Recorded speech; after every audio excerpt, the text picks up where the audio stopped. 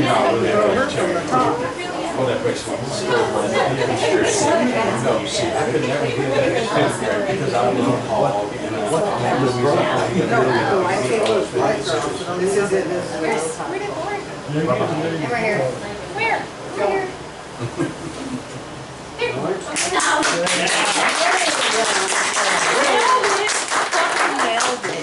Good evening. Good evening.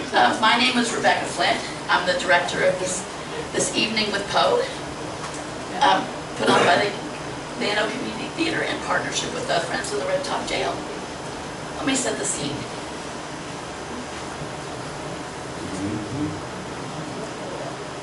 That's a little better. As I said, my name is Rebecca Flint. I'm the director for tonight's performance. I want to thank you all for coming and for your support. $5 of your ticket price is going directly to the Friends of the Red Top Jail in order to go towards the fund for maintaining and restoring this Llano treasure. I'll give you a little bit of information, the little bit that I have. So this jail was built in 1895. At the time, the community was growing, so they wanted to build something grand and huge, and so it was a much bigger jail than the town. It does have a hanging gallows on the top. If you've ever gone upstairs, there is no record of anybody ever being hung here. So the bottom, all of the downstairs that you walk through was the living area. So the jailer and his family would have lived there. All of the cells are on the second floor. This would have been used as a living room, a bedroom, however the jailer, however many kids they had or how they wanted it set up. So that's kind of interesting. You don't think about the jailer actually living in the jail. The cells upstairs were actually ordered by mail. They were actually ordered and brought in on the railroad. Yeah, isn't that cool? So they're actually separate boxes. It's really creepy. If you ever get a chance, I would definitely, they do offer private tours. You can call the chamber or Terry Joe, he's one of the Red Top Jail members. Board members, he does most of the tours. He would be happy to set you up. He's the guy in the black cowboy hat on your way out. So yeah, because it was built in 1895, obviously that was before heat and air. So I apologize for it being a little stuffy. We've got this air going. I hope everybody's okay. How's everybody feeling? Good? Okay. All right. We do have water. I think everybody got some water. But yeah, so we'll just, when we first started looking at the calendar, I thought, it's the end of October, we'll be fine. It's going to be cool that day. Yeah, it'll be cool, it'll be fine. I told the whole cast, it'll be fine, it'll be fine. No. So I apologize for Mother Nature. That is one thing that was out of my control as a director though. But we're doing our best and I appreciate y'all hanging in there. And as the sun goes down, it gets cooler and cooler. So this will be the warmest it is. There will be some lighting and sound effects in tonight's production. So please keep your hands and feet inside the ride at all times. There will be a strobe light at the end. A very short burst of a strobe light, like 4 seconds. So if that's something you're sensitive to, close your eyes. I just want to warn everybody, it'll come at the very end of the last story. So as I started to think about bringing the works of Poe to the stage 2 years ago, and as much as I love our historic Llano Theater downtown, which is where the Llano Community Theater typically does their productions, and we love it, but I didn't want this to be a typical stage production because it's not. It's a literary reading. And I wanted a more intimate historical setting. And the Red Top Jail fits the bill perfectly. I was very lucky that the board allowed us to do this here. We're very appreciative of them. So in Poe's time, literature was considered a much higher art form than theater. Theater was the lowest of the art forms. It was considered rather crass, actually. So literary works, like what we're going to do tonight, were never read on the stage. They were read in literary groups in somebody's parlor. Typically, it was the rich and famous. It was the elite of the elite that hosted these literary soirees. But it was read in a parlor by candlelight in an intimate setting. And I kind of wanted to bring that course, we don't have the glittering chandelier that they would have, or This is servants with better. trays of, yeah, or servants with trays of, but we'll make do. We'll make do. But I wanted it read much as Poe would have read it himself, or as his work would have been read by other people. So in his lifetime, Poe did become a commercial success. The Raven was his first commercial success. He only made $6 off of it. But that was all he made for publishing it, but he became an overnight sensation. And he attended readings all over the East Coast, in Boston, in New York, Philadelphia, Richmond, and he became quite famous doing that. While I believe you need to be able to separate the art from the artist, I also think that the artist's life often informs his art. And such is the case with Poe. So I'm going to spend a few minutes just talking about Poe himself. That Poe is a literary genius was never doubted. In his lifetime, he was considered a literary genius. He came about in the golden age of American writers. Up until the 1820s or 30s, American writers were less than the English writers. But he came about in the same time period as Ralph Waldo Emerson, Nathaniel Hawthorne, Henry David Thoreau, Louisa May Alcott. They were all contemporaries of Poe, which is kind of strange to think about. And they didn't like him. They didn't like him at all. You should read some other letters, it's interesting. He's also, but even they recognized his genius. His novel, The Murders at the Rue Morgue, is considered the first detective novel and murder mystery. It predated Sherlock Holmes, which was written in England, Arthur Conan Doyle. It predated that. So we can thank Poe's influence for the 10,000 law and orders that now grace our television. But with genius often comes excesses, and such is the case with Poe.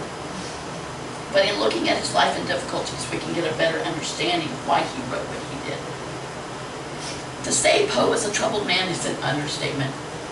He was born in 1809 to actor parents, and you might remember what I said about the theater, not considered upstanding citizens.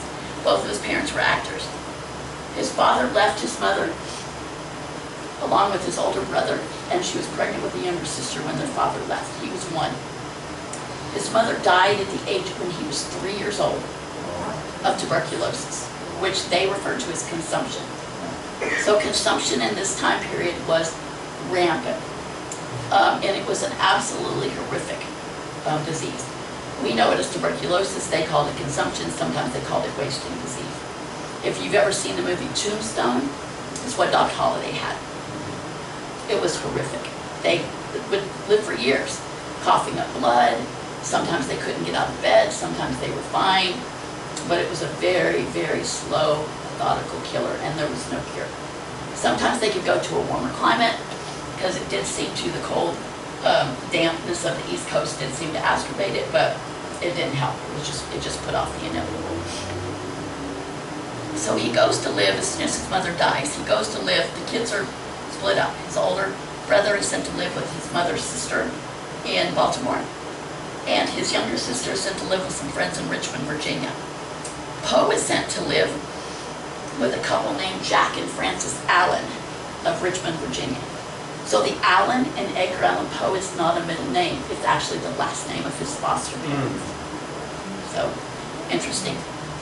They never officially adopted him, but they raised him, absolutely. And so he always used the name Allen. So his mother, his foster mother, apparently doted on him. She was their only child. And he had a very loving, they were very wealthy, had a very loving childhood. His father, like a lot of men at the time, was very strict. And as Poe got older, they began to butt heads, as teenage boys and fathers sometimes do. So when he's 17, but he's very, very smart. He attends boarding school in Europe. He's very smart, very accomplished. At 17, he leaves to go to the University of Virginia. So the University of Virginia was the university that Thomas Jefferson had started just a few years prior.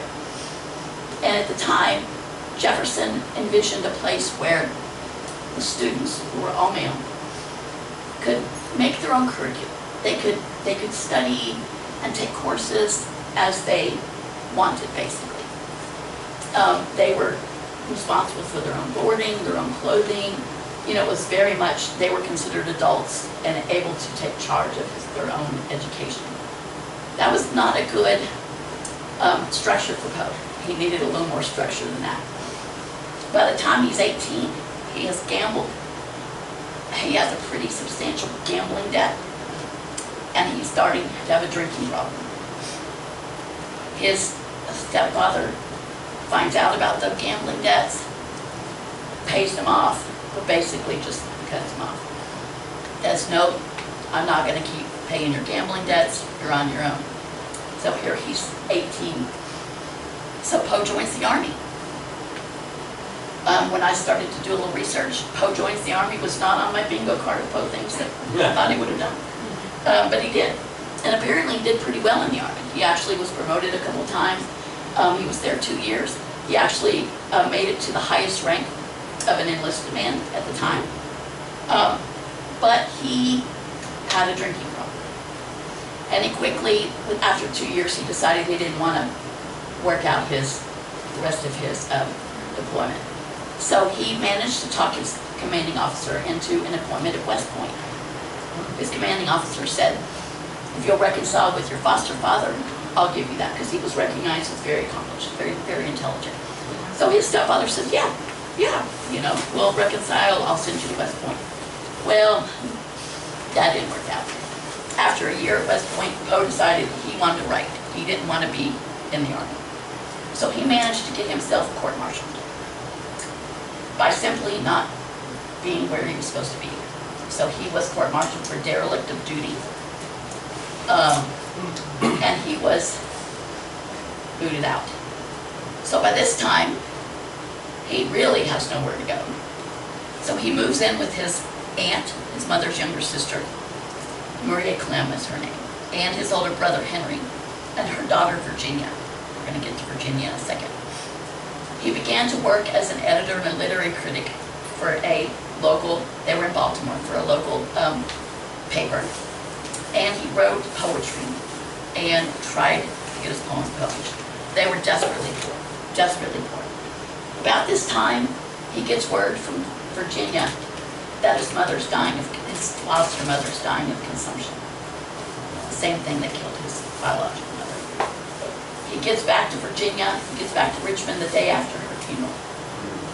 So he never gets to say goodbye to her. So he goes back up to Baltimore, still trying to get published, still trying to make a name for himself.